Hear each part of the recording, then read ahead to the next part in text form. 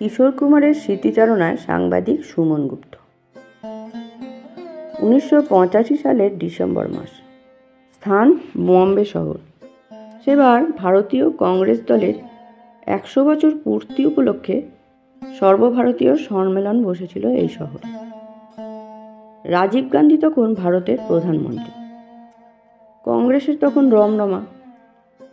1984 সালের 31 অক্টোবর নিজেরই 2 দেহরক্ষীর হাতে গুলিবিদ্ধ হয়ে মারা যান প্রধানমন্ত্রী ইন্দিরা গান্ধী। এরপর লোকসভা সাধারণ নির্বাচনে বিপুল ভোটে জয়লাভ করে প্রধানমন্ত্রী হলেন রাজীব গান্ধী। তার ঘনিষ্ঠ বন্ধু হিন্দি ছবির মেগাস্টার অমিতাভ বচ্চন তখন এমপি। কংগ্রেসের শতবর্ষ উপলক্ষে গোটা দেশ জুড়ে সাজ রব। বোম্বেতে কংগ্রেসের এই সর্বভারতীয় শতবার্ষিকী সম্মেলন উপলক্ষে একটি সাংস্কৃতিক অনুষ্ঠানের আয়োজন করা হয়। এই অনুষ্ঠানের মূল দায়িত্বে ছিলেন অমিতাভ বচ্চন ও অভিনেতা সুনীল দত্ত। তবে রাজীব গান্ধীর ব্যক্তিগত বন্ধু হিসেবে অমিতাভই ছিলেন এই সাংস্কৃতিক অনুষ্ঠানের সর্বেসর্বা। তিনি কিশোর কুমারকে অনুরোধ করলেন এই সাংস্কৃতিক অনুষ্ঠানে গান গাইবার জন্য।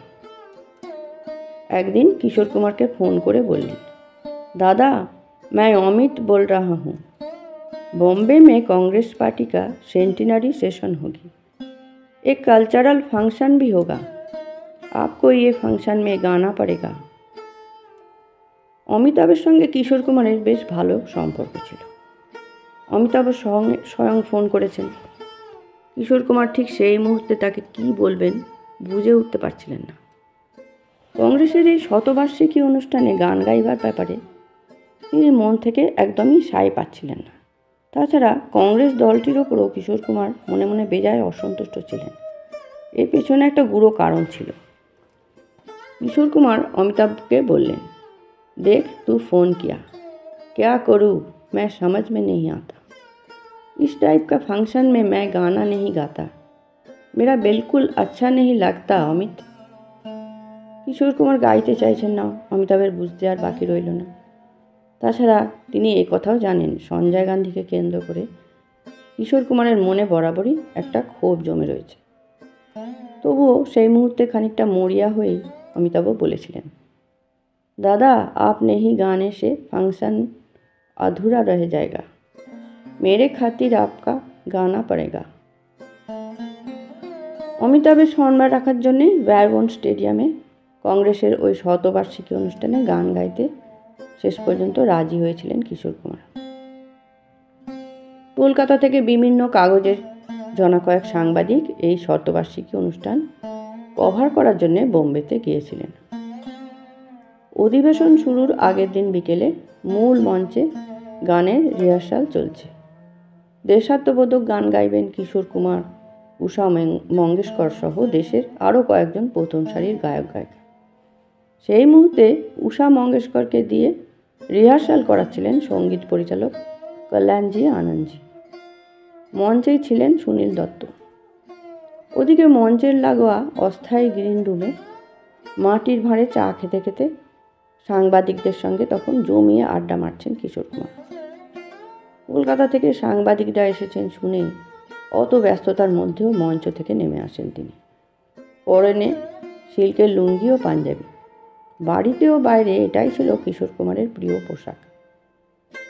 তারপর হাসি মুখে তাদের সঙ্গে গল্প শুরু করেন। অথচ এই কিশোর কুমারই বোম্বের সাংবাদিকদের একদম পাত্তা দিতে চাইতেন না। আর ফটোগ্রাফারদের দেখলেই সঙ্গে সঙ্গে যে কোনোভাবে তাদের এড়িয়ে যেতেন।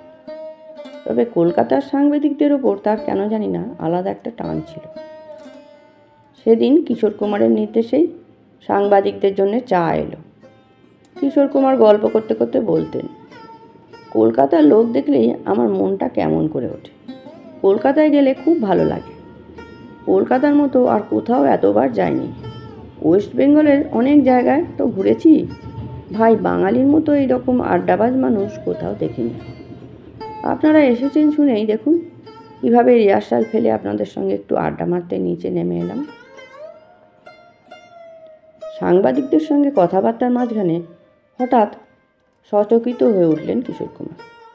তারপর মঞ্চে কল্যাণজি আনন্দজির দিকে তাকিয়ে গলা সামান্য চড়িয়ে বলে উঠলেন, আরে ভাই, যেভাবে উষাকে দিয়ে তোমরা গানটা গাওয়াচ্ছ, আমার মনে হয় এই জায়গাগুলো কিন্তু ঠিক হচ্ছে না। আম জনতার জন্য গানের সুর আরও সহজ হওয়া দরকার। গানের সুর কঠিন হলে সেই গান সাধারণ মানুষের মন কখনোই ছুঁতে পারে না। এরপর কিশোর দাদার কথা শুনে গানের যে জায়গাগুলোর সুর নিয়ে তার আপত্তি, কল্যাণজি আনন্দজি সেগুলো একটু অদল বদল করে দিতেই সেই গান আরও শ্রুতিমধুর হয়ে উঠল।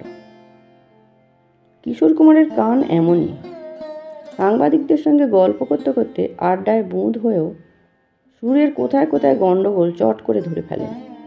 আর কিশোর কুমার এমনই একজন গায়ক যার প্রতি শুধু কল্যাণজি আনন্দজি নন, গোটা ভারতীয় সঙ্গীত জগতের শ্রদ্ধা অপরিসীম। হিন্দি ছবির সঙ্গীত পরিচালকরা, এমনকি হিন্দি ছবির জনপ্রিয় নায়করাও কিশোর কুমারকে প্রচণ্ড মান্য করতেন। কিশোর কুমার কিছু বললে সে কথা ফেলতেন না, কখনোই না। আসলে তার কোনো কথা ফেলার মতো বুকের পাটা ছিল না কারো। সত্যি বলতে কি, লক্ষ্মীকান্ত প্যারেলাল, রাহুল দেব বর্মন, কল্যাণজি আনন্দজি, রাজেশ রোশন সহ তাবর তাবর সঙ্গীত পরিচালক মনে মনে ভয় পেতেন কোনো কারণে তাদের সুরে গান গাইতে কিশোর কুমার যদি কখনো বেঁকে বসেন, তাহলেই সর্বনাশ সেই সঙ্গীত পরিচালকের, পায়ের তলা থেকে মাটি সরে যাবে। কিশোর কুমারের একটা না একটা গান ছাড়া হিন্দি ছবি অচল। সঙ্গীত পরিচালক নিয়োগের সময়ই প্রডিউসারের শর্ত, তাঁর ছবিতে কিশোর কুমারের গান চাই। অতএব সুরকারেরও সবসময় একটা টেনশন থাকতো, ব্যস্ততম গায়ককে দিয়ে কখন কিভাবে গান রেকর্ডিং করানো সম্ভব। কিশোর কুমার না গাইলে সে গান জনপ্রিয় হবে না। তাই বড় বড় সঙ্গীত পরিচালকও তার বাড়িতে হতে দিয়ে পড়ে থাকতেন যখন তখন, যেভাবেই হোক কিশোর কুমারের একটা ডেট চাই। হিন্দি ছবির কোনো জনপ্রিয় নায়ক যখন ছবি সাইন করতেন, প্রযোজক ও পরিচালককে প্রথমে জিজ্ঞেস করতেন তাঁর লিপে কিশোর কুমারের কটা গান থাকছে। গান যে থাকবেই তাতে কোনো সন্দেহ নেই, তবে গানের সংখ্যা কেমন সেটাই প্রযোজকের কাছে আগাম জেনে নিতেন সেই নায়ক। ছবি হিট হওয়ার ক্ষেত্রে কিশোর কুমারের গানও যে অন্যতম একটা বড় ফ্যাক্টর, সে ব্যাপারে সন্দেহের এতটুকু অবকাশ ছিল না। তিনি ছিলেন হিন্দি ফিল্ম ইন্ডাস্ট্রির স্বর্ণখনি। সবচেয়ে আশ্চর্যের বিষয় ছিল, এত সম্মান, এত মর্যাদা, এত খ্যাতির মাঝেও কিশোর কুমারের ভেতরে কোথাও একটুও অহংকারের আস্তরণ পড়েনি। সাধারণ মানুষের জন্য গানকে সহজ করার চিন্তা, সাংবাদিকদের সঙ্গে নিখাদ আড্ডা, আর সুরের সামান্য ভুলও কানে ধরা পড়ার সেই অসাধারণ ক্ষমতা, এই তিনেই ধরা পড়ে তার আসল পরিচয়। তিনি জানতেন গান শুধুমাত্র মঞ্চের জন্য নয়, গান মানুষের জন্য।